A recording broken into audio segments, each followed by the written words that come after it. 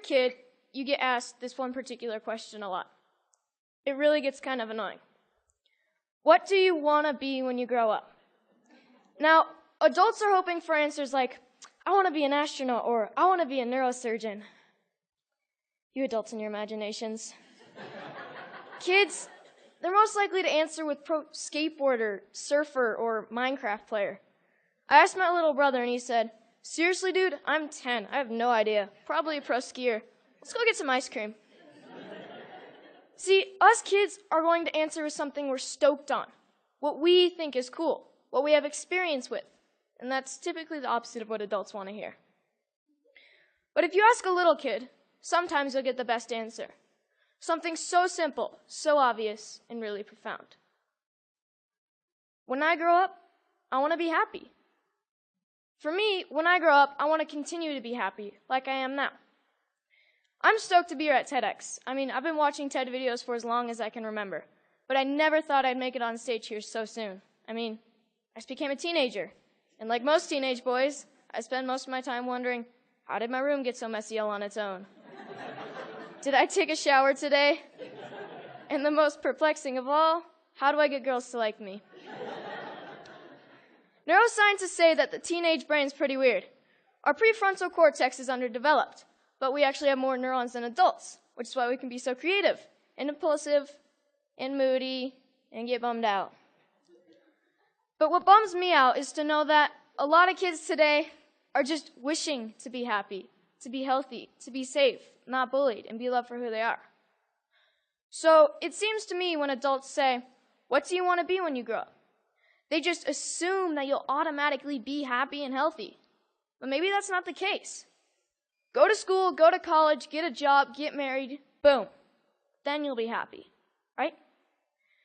We don't seem to make learning how to be happy and healthy a priority in our schools. It's separate from schools. And for some kids, it doesn't exist at all. But what if we didn't make it separate? What if we based education on the study and practice of being happy and healthy? Because that's what it is, a practice, and a simple practice at that. Education is important, but why is being happy and healthy not considered education? I just don't get it.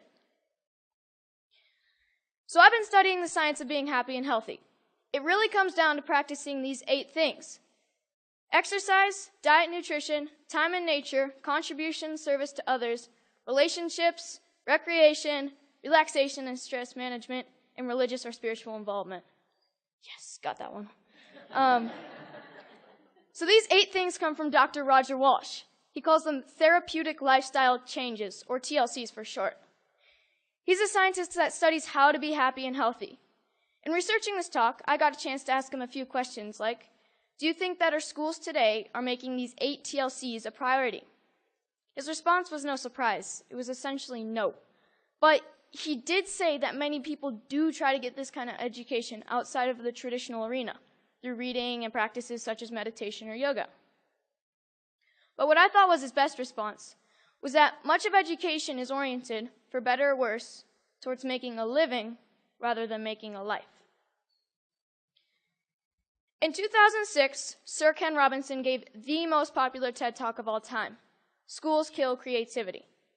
His message is that creativity is as important as literacy, and we should treat it with the same status. A lot of parents watch those videos.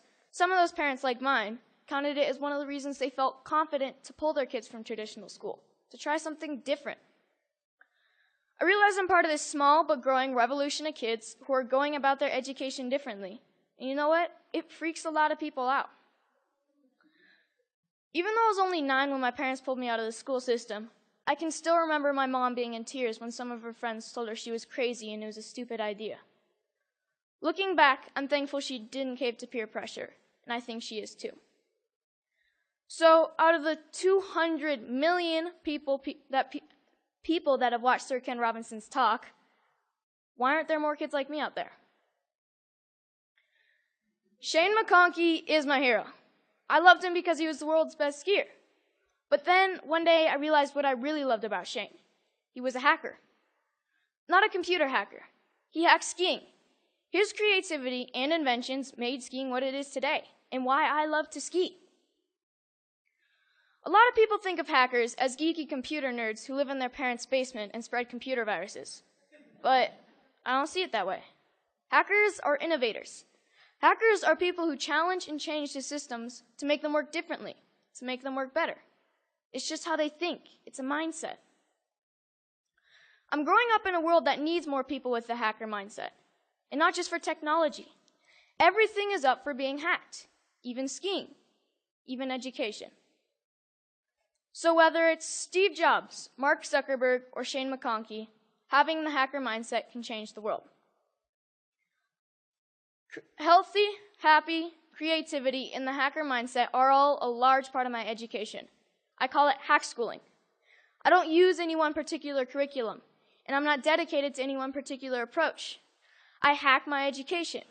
I take advantage of opportunities in my community and through a network of my friends and family. I take advantage of opportunities to experience what I'm learning, and I'm not afraid to look for shortcuts or hacks to get a better, faster result. It's like a remix or a mashup of learning.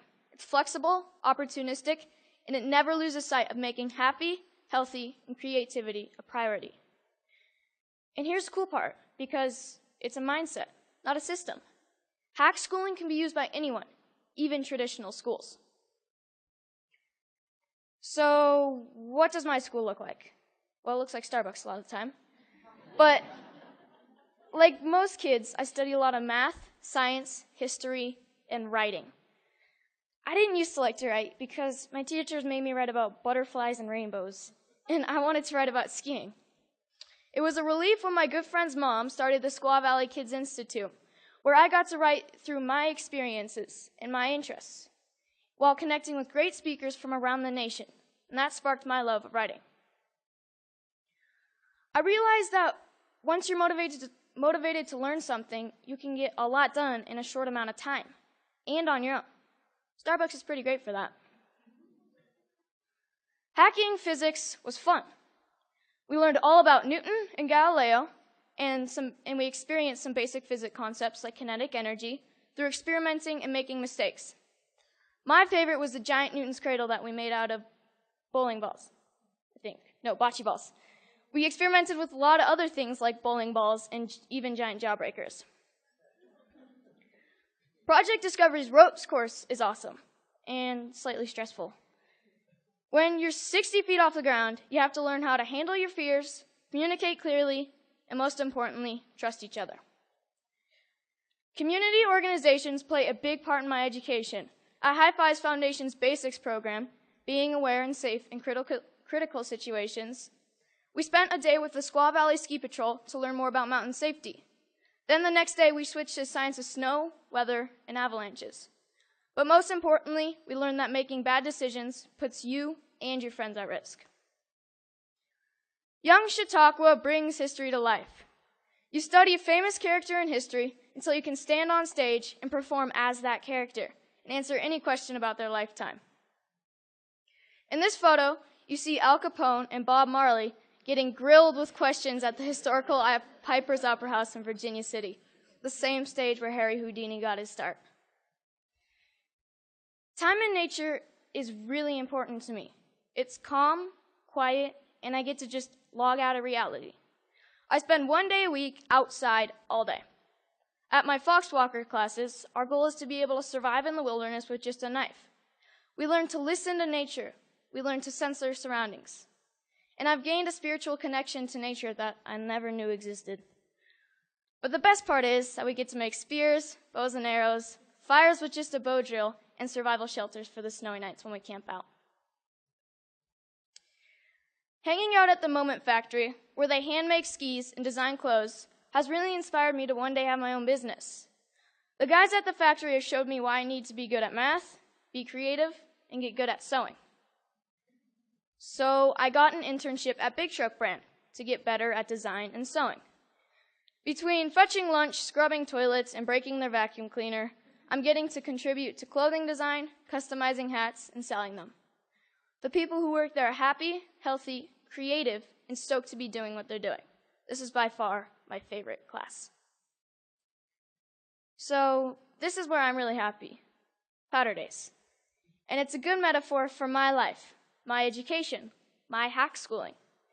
If everyone skied this mountain, like most people think of education, everyone would be skiing the same line, probably the safest, and most of the powder would go untouched.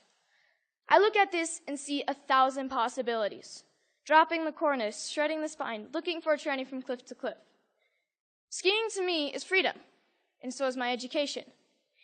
It's about being creative, doing things differently. It's about community and helping each other. It's about being happy and healthy among my very best friends. So I'm starting to think I know what I might want to do when I grow up. But if you ask me, what do I want to be when I grow up? I'll always know that I want to be happy. Thank you.